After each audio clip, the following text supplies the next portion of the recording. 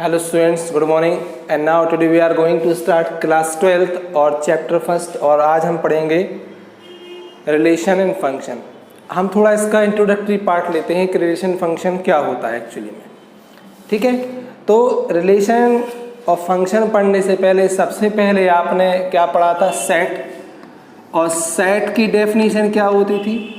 Set is a well defined collection of element. क्या होता है? सेट इज अ, जैसे A B C D, okay, तो set is a well defined collection, okay, well defined collection of element means ये set होता है। अब आपने क्लास 11th में आपने 2 सेट को प्लस किया, 2 सेट को माइनस किया और मल्टीप्लाई भी किया, लेकिन मल्टीप्लाई आपने किया क्लास मतलब आपके चैप्टर रिलेशन फंक्शन में, सेट में नहीं था। तो सपोज मान के चलिए आपके पास a इज इक्वल टू है, a इज इक्वल टू हमने लिया ए बी, ओके, और b इज इक्वल टू हमने एक सेट लिया 1 2 3। अब हम इनका मल्टीप्लाई करना है। मल्टीप्लाई क्या कहलाता है? Cartesian product. क्या कहलाता है? Cartesian product. Cartesian product, okay, क्या कहलाता है? Cartesian product, okay. अब देखिए कार्टेशियन प्रोडक्ट जो है, ओके, कार्टेशियन क्या कहलाता है? प्रोडक्ट कहलाता है, Cartesian product. So A cross B is equal to, तो मल्टीप्लाई कैसे करते थे? a1 a2 a3, सो a1 a2 a3, ओके, यहाँ से b1 b2 and b3, b1 b2 and b3, तो ये आपका मल्टीप्लाई हो जाएगा। सपोज जब आप b क्रॉस a लें, b क्रॉस a, तो b क्रॉस a क्या हो जाएगा? 1a 1b, 1a 1b, ठीक है, 2a 2b, सो 2a 2b, और यहाँ से 3a और 3b, 3a और 3b, तो ये आपके हो जाएंगे Cartesian product b cross a, और ये आपका कार्टेशियन प्रोडक्ट किसका हो जाएगा? a cross b। अब ये कहलाते हैं आपके क्या? Order pair. ये वैल्यू कहलाती है x की, ये वैल्यू हो जाएगी y की। अगर आप दोनों को ध्यान से देखें तो a cross b does not equal to b cross a, means कभी कभी a cross b does not equal to b cross a, मतलब ये कंपल्सरी नहीं है ये आपका हमेशा इक्वल हो, ओके। अब एक चीज ध्यान रखिए आप कि ये जो फर्स्ट आप देख रहे हैं ए ये आपके कहलाते हैं डोमेन, और 1 2 3 इज कॉल्ड रेंज, ठीक है। तो ए ये आपके क्या कहलाते हैं? Domain, and 1 2 3 is called a range. तो डोमेन क्या हो जाएगा? तो डोमेन हो जाएगा ए बी, और यहाँ से रेंज क्या आ जाएगा? 1 2 और 3। तो आपके क्या हो जाते हैं? डोमेन एंड रेंज हो जाते हैं, ओके। अब हम देखेंगे एक्चुअली में रिलेशन क्या होता है। तो जो रिलेशन होता है, relation is a subset of Cartesian product, ठीक है, मीन्स जो ये आपने निकाला है कार्टेशियन प्रोडक्ट, इसका सबसेट होता है रिलेशन, ठीक है ना। अब मान के चलिए हमने एक रिलेशन लिया, किस टाइप से लिया कि relation is A B such that A is vowel, okay, and B is even number। तो देखिए हमने एक रिलेशन लिया इस टाइप से कि A क्या है? वॉवल है, और B is a even number. तो देखिए A वॉवल है तो एक सेट क्या हो जाएगा? A, एक पेयर क्या हो जाएगा आपका? A, और इवन नंबर क्या हो जाएगा? 2। तो ओनली एक एलिमेंट हमें मिलेगा इस आपके कार्टेशियन प्रोडक्ट से कि ए बी, और एक इस टाइप से है वॉवल, और बी इज इवन नंबर। तो इवन नंबर क्या हो जाएगा? 2 ओनली। बी आपका वॉवल नहीं है, B is a consonant, so relation क्या होता है, ए टू आपका एक रिलेशन बन जाएगा। तो ये होता है थोड़ा इंट्रोडक्शन है रिलेशन एंड फंक्शन का, ठीक है ना। अब हम इसके बाद आगे बढ़ते हैं फंक्शन पे।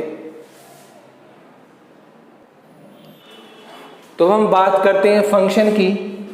तो देखिए स्टूडेंट, ये जो चैप्टर है आपका फर्स्ट रिलेशन एंड फंक्शन, ये मैक्सिमम स्टूडेंट को काफ़ी टफ लगता है, जबकि ऐसा कुछ नहीं है। टफ लगने के पीछे बहुत से कारण हैं कि क्वेश्चन ज़्यादा ना होना भी एक टफ की श्रेणी में आता है।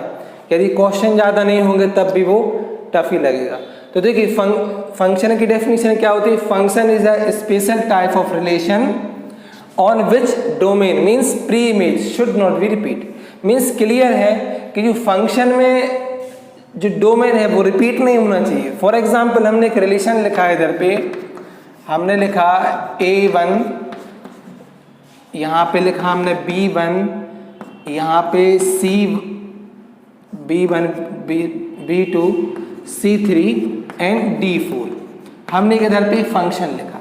तो देखिए ये आपका रिलेशन है, क्योंकि यहाँ पे आपका कोई भी pre image means domain repeat नहीं हो रहा है। लेकिन हमने एक और एग्जाम्पल लिखा, मान के चलिए R इज इक्वल टू, हमने लिखा है इधर पे A1, A2 एंड A3, और यहाँ पे अगेन क्या लिखा, A3। तो देखिए स्टूडेंट्स, यहाँ पे जो फंक्शन है, देखिए यहाँ पे जो रिलेशन है ये तो आपका क्लियर है, ये आपका फंक्शन है, क्योंकि यहाँ पे कोई भी डोमेन जो है वो रिपीट नहीं हो रही है। लेकिन ये आपका फंक्शन नहीं है, क्योंकि ए तो आपका डोमेन जो है रिपीट नहीं होना चाहिए, ठीक है ना। ओके, हाँ आपकी रेंज रिपीट हो जाए तो उसमें कोई प्रॉब्लम नहीं है, बस डोमेन आपका रिपीट नहीं होना चाहिए। सो ये रिलेशन क्या नहीं होगा, ये आपका फंक्शन नहीं कहलाएगा, ठीक है ना। तो और ये आपका क्या कहलाएगा, फंक्शन आएगा। तो यही आपका रिलेशन होता है, फंक्शन होता है रिलेशन और फंक्शन में। ओके, तो आपको ध्यान रखना है डेफिनेशन, और अभी तक अपन जितना पढ़ा है। अब आपका एक रिलेशन कब होता है वो अपन देखते हैं, ठीक है ना। सो स्टूडेंट्स, अब हम आगे बढ़ते हैं। एक रिलेशन जो है उसके थ्रू प्रॉपर्टी समझते हैं कि एक रिलेशन इक्विवेलेंस रिलेशन कब होता है, ठीक है। एक रिलेशन हमारा इक्विवेलेंस रिलेशन कब होता है, तो इक्विवेलेंस रिलेशन आपको प्रूफ करने के लिए उस रिलेशन में आपको 3 चीज़ें प्रूफ करनी पड़ेंगी कि फर्स्ट वो रिफ्लेक्सिव हो, सेकंड वो सिमेट्रिक हो, और थर्ड वो ट्रांसिटिव हो, ठीक है ना। तो यदि आप ये तीनों चीज़ें प्रूफ कर देंगे तब हमारा जो रिलेशन है वो एक इक्विवेलेंस रिलेशन कहलाता है। ओके, अब रिफ्लेक्सिव क्या करेंगे, तो रिफ्लेक्सिव में क्या होगा कि when A belongs to R, means यदि A और A आपके दो एलिमेंट मीन्स X की वैल्यू जो है वो Y की रहे, यदि वो हमारा रिलेशन में है तब वो फंक्शन हमारा कैसा होता है, रिफ्लेक्सिव होता है। अभी आपको इसमें ज़्यादा समझ में नहीं आएगा, लेकिन जब अपन इसके क्वेश्चन करेंगे तब आपको ये चीज़ बिल्कुल क्लियर हो जाएगी, ठीक है ना। सेकंड हम आते हैं सिमेट्रिक पे कि सिमेट्रिक कब होता है। तो देखिए when AB belongs to R, ठीक है, when AB belongs to R then BA belongs to R, means यदि A, B R में है और तब B, A भी R में होगा तब वो फंक्शन हमारा क्या होगा, सिमेट्रिक होगा, ठीक है ना। तो सिमेट्रिक की कंडीशन क्या है कि अगर A, B R में है then B, also in R। तो ये हमारी कंडीशन होती है सिमेट्रिक की, ठीक है ना। नंबर थर्ड क्या है, ट्रांसिटिव। तो ट्रांसिटिव में अपन क्या देखते हैं कि सपोज यदि A, B, okay, if A, B belongs to R, ठीक है, and B, C belongs to R, then A, C belongs to R, A, C belongs to R। ये हमारी कंडीशन होती है ट्रांसिटिव की। तो ट्रांसिटिव की कंडीशन क्या होती है कि A, B belongs to R, B, C belongs to R, then the condition A, C also belongs to R, ठीक है ना। तो आपको एक कंडीशन केवल समझनी पड़ेगी। इफ कंडीशन है यदि ए दिए हों तब A, C R में होना चाहिए, तो हमें प्रूफ करना पड़ेगा, तब हमारा फंक्शन क्या हो जाएगा, एक इक्विवेलेंस रिलेशन आपका प्रूफ हो जाएगा, ठीक है ना। तो देखिए हम एक एग्जाम्पल लेते हैं, एग्जाम्पल से समझते हैं कि वो आपका फंक्शंस इक्विवेलेंस है कि नहीं है। हमने एक एग्जाम्पल लिया r इज इक्वल टू 1 1, ठीक है। सेकंड लिया हमने 2 2, थर्ड लिया हमने 2 3, ओके, और फिर लिया हमने 3 2, फिर लिया हमने 1 5 5 6 एंड 6 1 6। अब देखिए हम आपको एक एक चीज एक्सप्लेन कर देते हैं। देखिए फर्स्ट देखते हैं 1 और 1 आर में है। देखिए ए और ए आर में है। पहली कंडीशन क्या थी कि ए बिलोंग्स टू आर। तो ध्यान से देखिए यहाँ पे 1 1 आर में है, ये फंक्शन कैसा हो जाएगा, ये फंक्शन हो जाएगा आपका रिफ्लेक्सिव, ठीक है। 1 ए आर मीन्स 1 1 आर में है, तो ये फंक्शन कैसा हो जाएगा, रिफ्लेक्सिव हो जाएगा, ठीक है। सेकंड कंडीशन देखते हैं इसी की। देखिए सेकंड कंडीशन देखते हैं। सेकंड कंडीशन क्या है, सेकंड कंडीशन हमने पढ़ी थी कि if A belongs to R, A, B belongs to R, then B, A also belongs to R। अब इसको देखते हैं। 2 3 R में है तो 3 2 भी किस में, R में है। क्लियर है कि 2 3 belongs to R and 3 2 also belongs to R।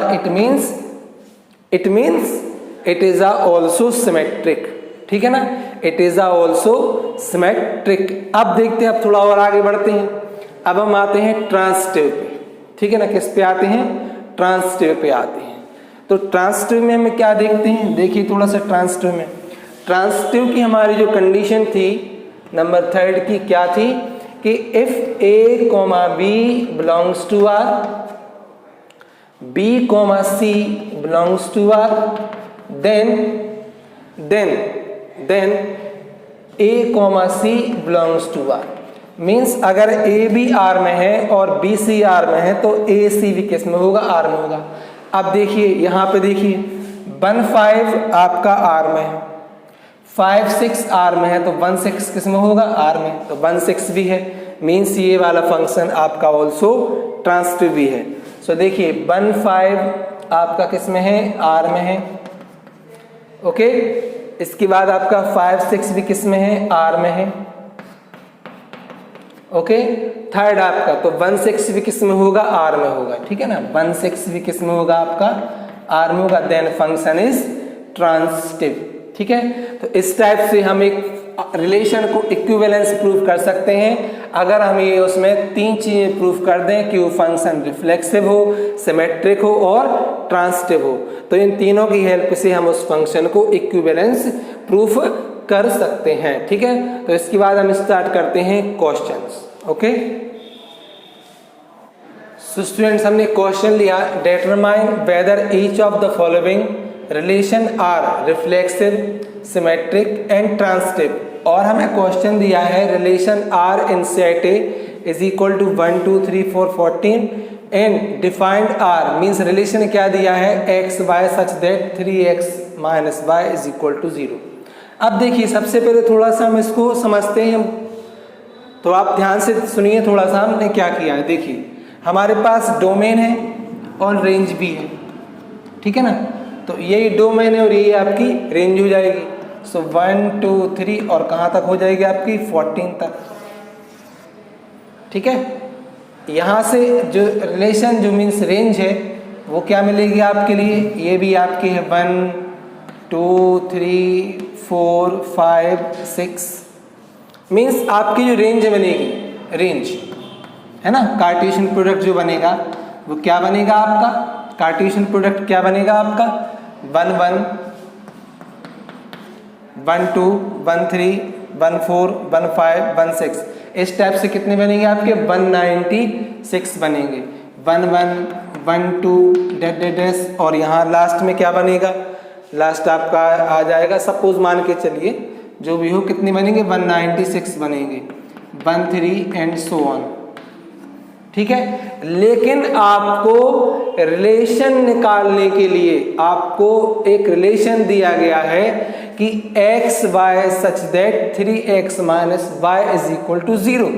तो अगर हम थोड़ा ध्यान से देखें कि 3x minus Y is equal to 0, इसका मतलब है कि 3x is equal to Y means y is equal to 3x। अगर एक वैल्यू आपकी 1 है तो दूसरी कितनी होनी चाहिए, उसमें 3 का मल्टीप्लाई हो रहा है। मीन्स अगर y की वैल्यू 1 है तो x की क्या हो जाएगी आपकी 3x। मीन्स आपको जो रिलेशन मिलेगा, क्या मिलेगा, जो आपको रिलेशन मिलेगा, रिलेशन आपको क्या मिलेगा 1 3, ठीक है।